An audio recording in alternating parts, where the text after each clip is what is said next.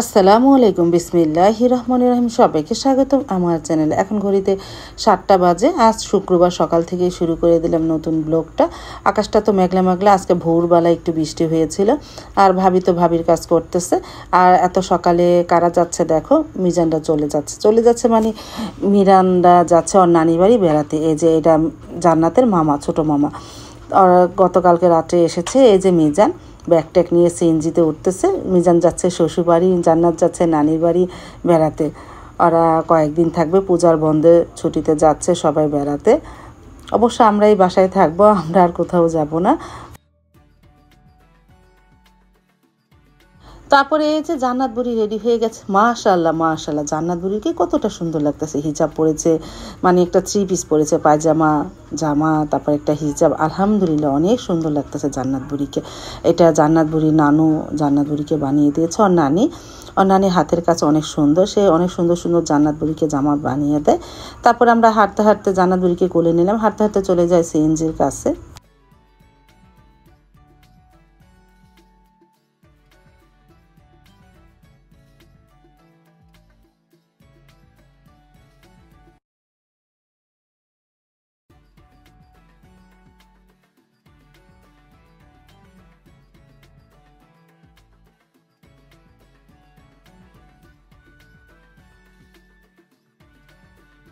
চলে আসলাম সিএনজি কাছে, সবাই ব্যাগ ট্যাগ ওঠাচ্ছে।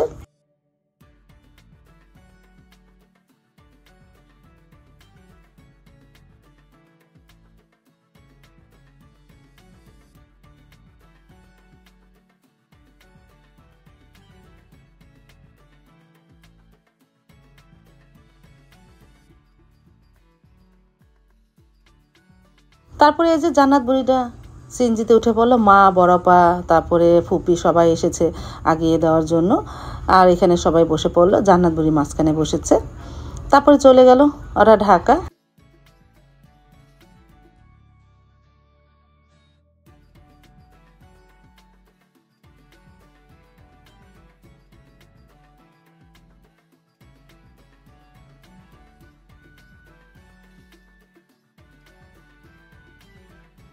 আমিও রান্নাঘরে চলে আসলাম, ভাতটা বসিয়ে দিয়েছি, বলক আসলো। আজকে লবণদা রেখেছিলাম ফলিস মাছ, তা করলা দিয়ে রান্না করব। আর জলপাইয়ের ডাল, এই সকালের নাস্তা। লবণদা যেহেতু রেখেছিলাম, মাছটা বক্সে রেখেছিলাম।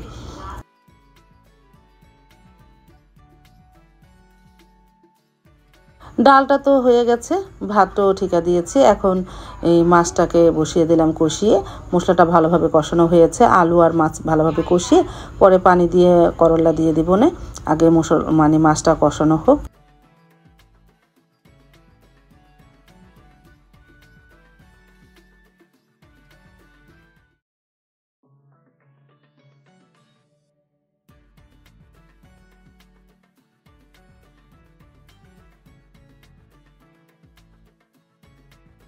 তারপরে তো মাছ রান্না প্রায় হয়ে গেল, চচ্চড়ি করে ফেলেছি।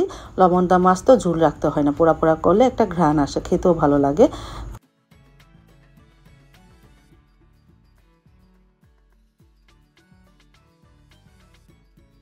সকালে নাস্তাটা কমপ্লিট হয়ে গেল। ফলি মাছের চচ্চড়ি, করলা দিয়ে, জলপাইয়ের ডাল আর ভাত। আর এই ফাঁকে আমি ঘর ঝাড়ু দিয়েও মুছে ফেলেছি, রান্নার ফাঁকে ফাঁকে। কারণ সবাই শুয়ে আছে, মনে করলাম ঘর যেহেতু আজকে তাড়াতাড়ি উঠে পড়েছি, ঘর ঝাড়ু দিয়ে মুছে ফেলি। তারপরে এই যে মাকে, বড়াপাকে, তারপরে সাইদুল বাবা সবাইকে, ফুপি এখন খাই না, ফুপু ঘন্টাখানিক পরে খেয়েছে। সকালে নাস্তা তাড়াতাড়ি খেলো না, বলতেছে আমি একটু পরে খাবো। ইবাদের ঘরে সকালে ডিম বিস্কিট খেয়েছিল দেখে সকালে আর খেলো না। এবার আর সকালে ডিম বিস্কিট খেয়ে মানে রওনা দিয়েছিল। তখন ফুপি মা এরা খেয়েছিল, বড়াপা খেয়েছিল। তারপরে সাইদুলে বাবা আর ফুপি মা খেতেও বসে পড়লো তারা। আমি একটু পরেই খাবো।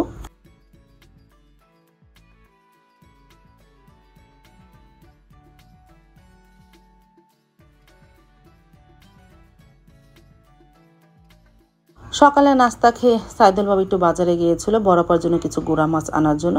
তারপরে ছোট ছোট বাইং মাছ নিয়ে আসলো। সেই বাইং মাছে আমি অনেক কষ্ট করে কাটলাম।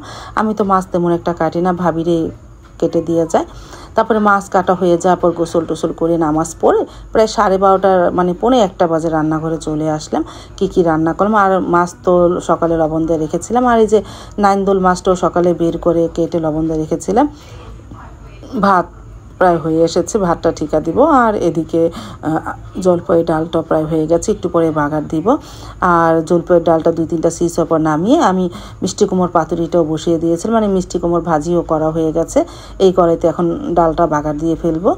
আর বাইং মাছ ভুনা করবো আলু দিয়ে। আর এই যে নাইন্দোল মাছ, এটা গতকালকে একটা কালীবাউস মাছ এনেছে, গতকালকে না 2 দিন আগে এনেছিল, তোমাদের দেখিয়েছিলাম। সেই কালীবাউস মাছটা রান্না করব। আমরা কালীবাউস মাছও বলি, বা অনেকে নাইন্দোল মাছও বলতে পারো, যে যেটা বলে। আর এখানে সাইদুলের বাবা চলে এসেছে, যেহেতু আজকে জুম্মার দিন তাড়াতাড়ি চলে এসেছে।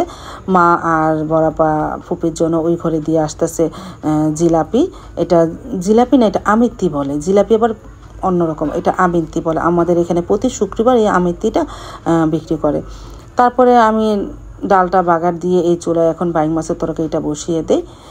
পেঁয়াজটা প্রায় ভাজা হয়ে এসেছে, একটু পরে পানি দিয়ে ময় মশলা দিয়ে দিব। না, বাইং মাছটা ভালোভাবে ধুয়ে নিয়েছি। আর পাশের চুলায় ভাতটা ঠিকা দিয়ে এখন মাছগুলি একটু হালকা ভেজে নিই।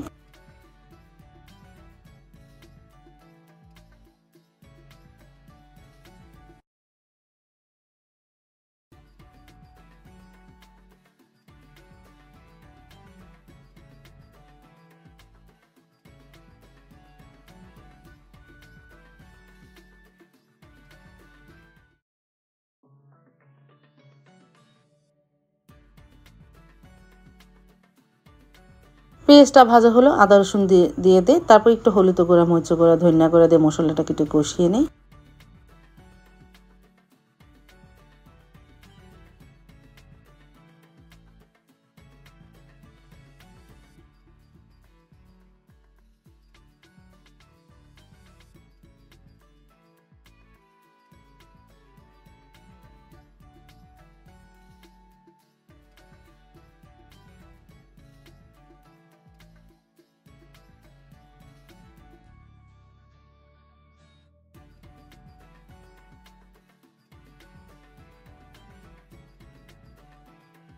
মশলাটা ভালোভাবে কষানো হলো, দিয়ে দিলাম বাইং মাছ, আলু আর 2-1টা কাঁচামরিচ দিয়ে মশলার সাথে কিছুক্ষণ কষিয়ে নিই।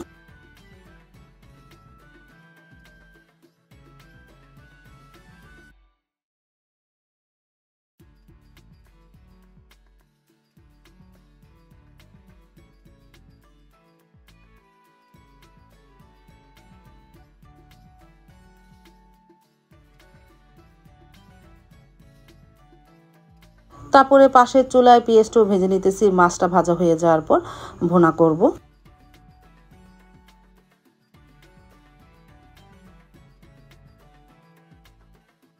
আর এদিকে ভালোভাবে কষানো হয়ে গেল, পানি দিয়ে দিই, তারপরে শাক দিয়ে দিব।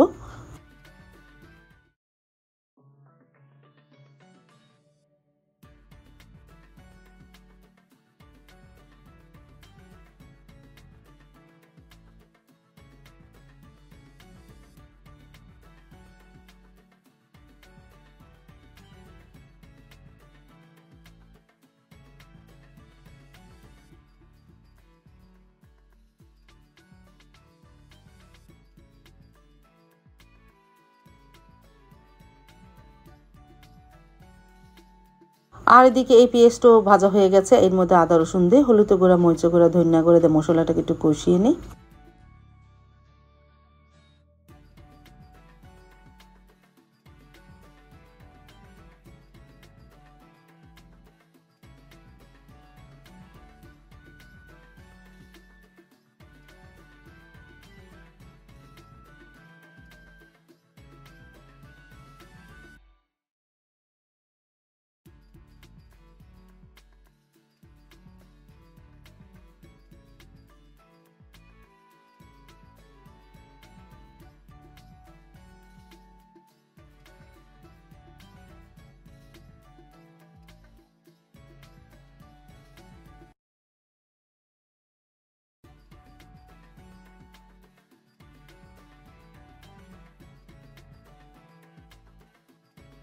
মশলাটা কষানো হয়ে যাওয়ার পর পানি দিয়েছিলাম, বলক আসলে এখন শাক দিয়ে একটু নাড়াচাড়া করে তারপরে ভাজা মাছটা দিয়ে দিব। এই শাকটা দিলে তরকারিটা আলাদা একটা ফ্লেভার আসে, খেতেও অনেক মজা লাগে। তোমরা এই শাকের রেসিপিটা আমার ডেসক্রিপশন বক্সে দেখতে পারবা, ওখান থেকে তোমরা রেসিপিটা নিতে পারবা।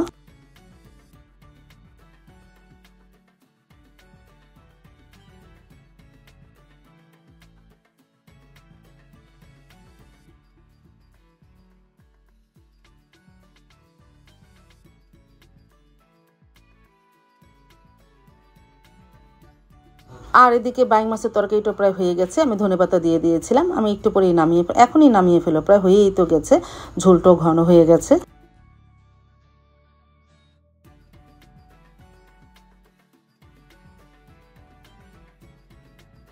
আর এদিকে নাইন্দোল মাছের মধ্যে একটু ধনেপাতা দিয়ে দিলাম, আর একটু রাখি, তারপর নামিয়ে ফেলি।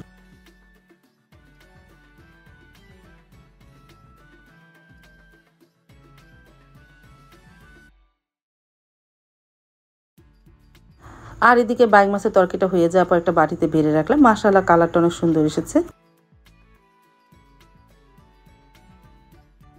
তারপর তো সাইদুল বাবা জুমার নামাজ পড়ে চলে আসলো, খেতেও বসে পড়লো তিনজনকে নিয়ে।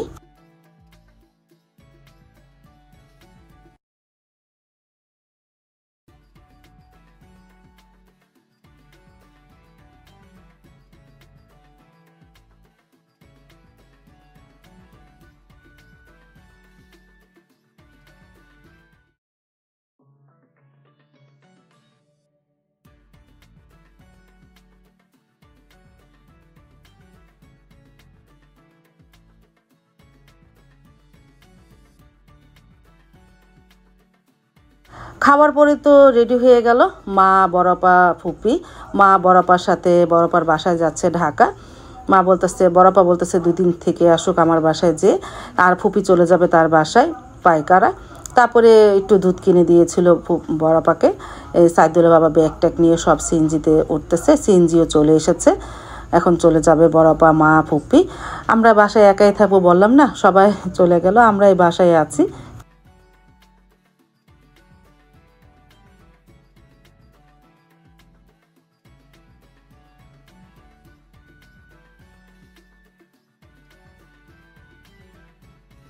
বড়পা আর মা যাবে হাসনাবাদ, আর ফুপ্পি বেজগা নেমে পড়বে, সে যাবে পাইকারা। মা কয়েকদিন বড়পার বাসায় থাকবে।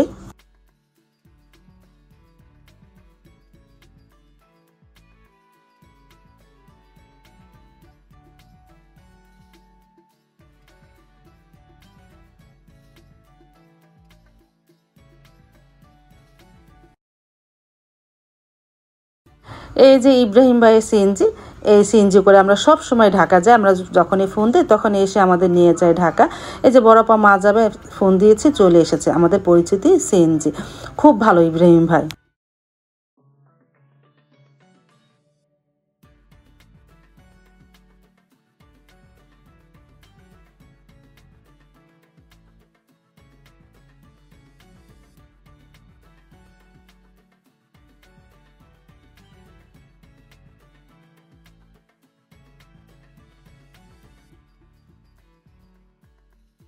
আজ তাহলে এই পর্যন্ত, দেখা হবে আগামীকালকে নতুন আরেকটা ব্লগ নিয়ে। আল্লাহ হাফেজ, আসসালামু আলাইকুম।